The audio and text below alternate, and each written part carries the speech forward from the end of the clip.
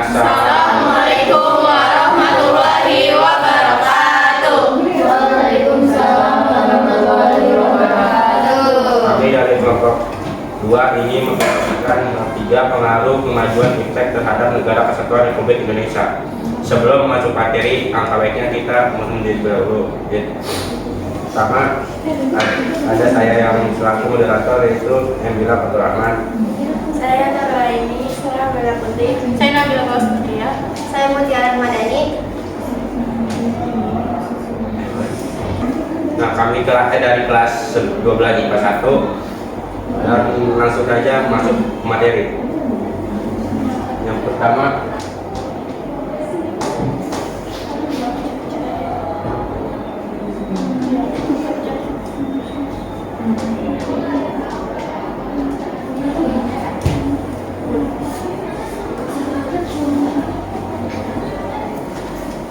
Ini udah ada yang tahu belum apa itu pengaruh iptek terhadap Negara Kesatuan Indonesia? Belum. Jelasin dong, Kak.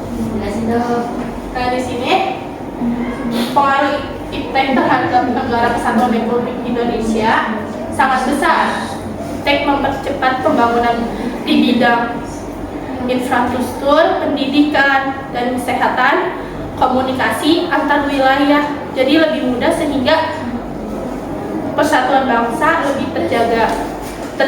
Teknologi juga meningkatkan kualitas pendidikan dan mendorong pertumbuhan ekonomi, terutama lewat digitalisasi UMKM.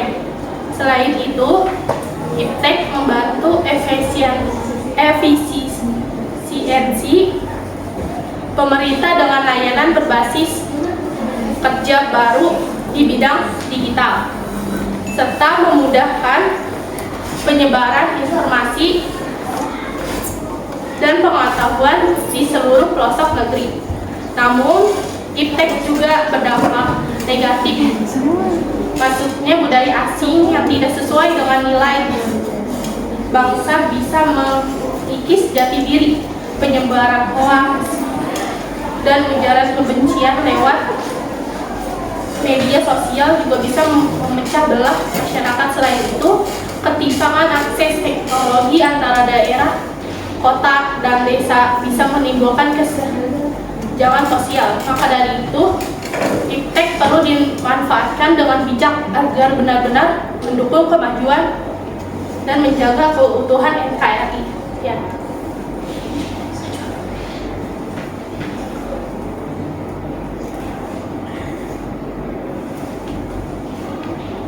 Ini kan ada pengaruh positif kemajuan iptek bagi kehidupan bermasyarakat, berbangsa, dan bernegara. Aspek politik itu pertama, aspek politik, e-voting, pemilu digital. Gambar menunjukkan seseorang menggunakan layar sentuh untuk memilih. Ini menggambarkan pemanfaatan teknologi dalam proses pemilu. E-voting pengaruhnya mempercepat proses pemungutan dan penghitungan suara, meningkatkan transparansi dan kejujuran dalam pemilu, mengurangi potensi kecurangan. Yang gambar kedua, rapat virtual, Zoom atau video konferensi. Gambar laptop dengan peserta rapat online mencerminkan penggunaan teknologi untuk komunikasi politik. Pengaruhnya memudahkan koordinasi antar pejabat atau partai dari berbagai daerah, mendukung efisiensi waktu dan biaya dalam pengambilan keputusan. Selanjutnya ada aspek ekonomi, UMKM go digital. Gambar menunjukkan pelaku UMKM yang memasarkan produk melalui internet. Pengaruhnya itu membantu pelaku usaha kecil memperluas pasar tanpa batasan geografis, meningkatkan pendapatan dan daya saing UMKM di era digital. Yang gambar kedua itu belanja online. Gambar tangan membeli barang secara online menggambarkan transaksi melalui platform digital. Pengaruhnya itu mendorong pertumbuhan ekonomi digital, meningkatkan kemudahan akses bagi konsumen dan produsen, memunculkan peluang kerja baru di bidang teknologi dan logistik.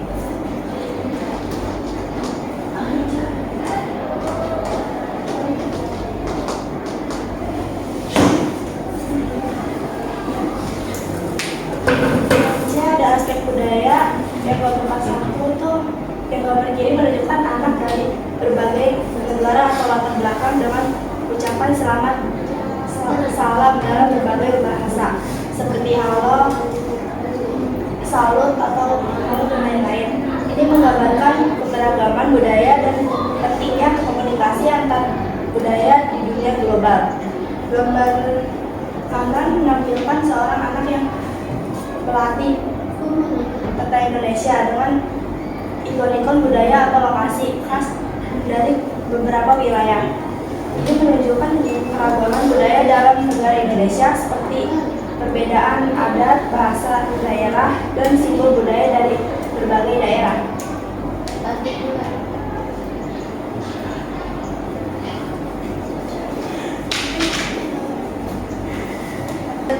Di slide ini ada 3 gambar-gambar yang menunjukkan berbagai aspek hukum, pertahanan, dan keamanan.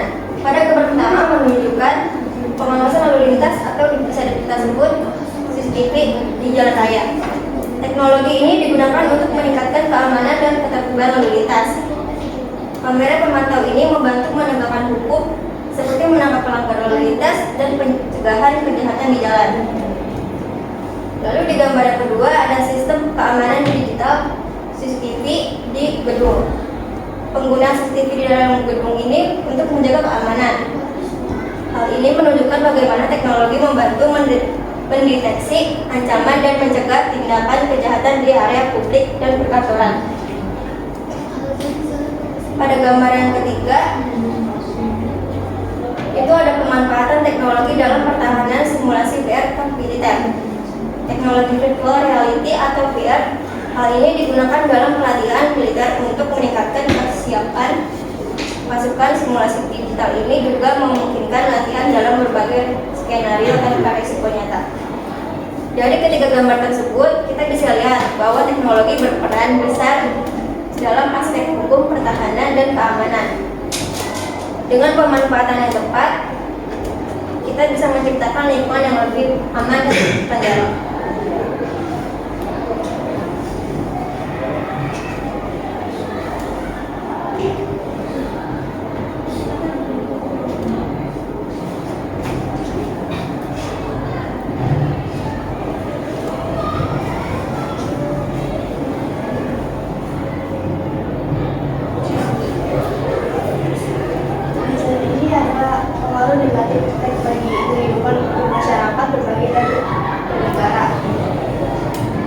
Politik ini merupakan bagian penting dalam kehidupan masyarakat secara umum. Politik merujuk pada proses pembuatan keputusan dalam suatu pemerintahan atau organisasi. Namun aspek politik tidak hanya terbatas pada situasi pemerintah atau organisasi saja, namun meliputi segala aspek kehidupan masyarakat. Contohnya itu adalah hoax, penyebaran informasi palsu. Penyebaran informasi palsu atau hoax dapat digunakan sebagai alat politik untuk mengaruhi opini publik atau memecah belah masyarakat. Contohnya itu ada penyebaran informasi palsu tentang lawan politik, pembuatan akun palsu, penyebaran hoax tentang kebijakan pemerintah atau memecah belah masyarakat.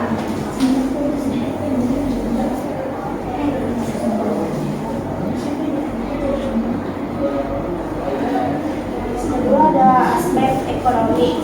Aspek ekonomi merupakan salah satu aspek penting dalam kehidupan masyarakat. Aspek ekonomi meliputi segala aktivitas yang berkaitan dengan produksi, distribusi, dan konsumsi barang dan jasa. Di gambar ini ada teknologi robot. Robot dapat menggantikan pekerjaan manusia sehingga menyebabkan pengangguran. Contohnya itu ada robot industri menggantikan pekerjaan manusia dalam proses produk seperti perakitan, pengemasan, dan pengujian. Yang kedua ada robot layanan menggantikan pekerjaan manusia dalam bidang layanan seperti kasir, niaga, dan pelayan restoran. Di sini ada contoh aspek negatif terhadap sosial budaya. Di sini aspek Negatifnya, dia tuh mengikuti gaya Eropa, jadi dia meninggalkan budaya memakai baju kebaya. Jadi Itu aspek iya ini negatifnya, karena dia apa sih, mengikuti budaya luar. Di sini juga biasanya anak remaja dulu nontonnya wayang atau apa, sekarang dia nontonnya drakor, terus itu K-pop gitu. Berarti lebih tertarik ke Indonesia luar. Iya betul, ini aspek negatifnya. Dampak negatif. Iya dampak negatifnya ada. Lanjut sih. Oh ya. Pengaruh negatif dari aspek hukum pertahanan dan keamanan. Pertama, kejahatan cyber. Gambar ini menunjukkan seseorang yang kebingungan di depan komputer karena menjadi korban kejahatan digital seperti penipuan online, phishing, atau pencurian data pribadi. Hal ini juga menunjukkan ancaman terhadap keamanan individu dan kerahasiaan data pribadi. Gambar yang kedua menunjukkan peretasan dan penyalahgunaan teknologi. Sosok bertopeng di gambar tengah dan kanan melambangkan peretas atau hacker atau pelaku kejahatan digital yang dapat membobol sistem keamanan, mengambil informasi penting atau bahkan merusak sistem pertahanan negara. Hal ini juga bisa menjadi ancaman bagi keamanan nasional dan pertahanan negara, terutama jika sistem pemerintah atau militer diretas.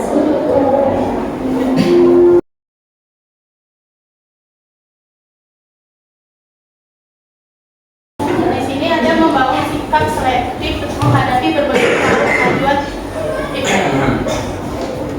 Jadi kita harus mengsaring informasi-informasi yang kalau misalnya hoax itu jangan dipercayai. Ini contohnya. Terus di sini juga bisa kita cari barang-barang yang lokal, jangan yang luar negeri, biar mendukung UMKM Indonesia.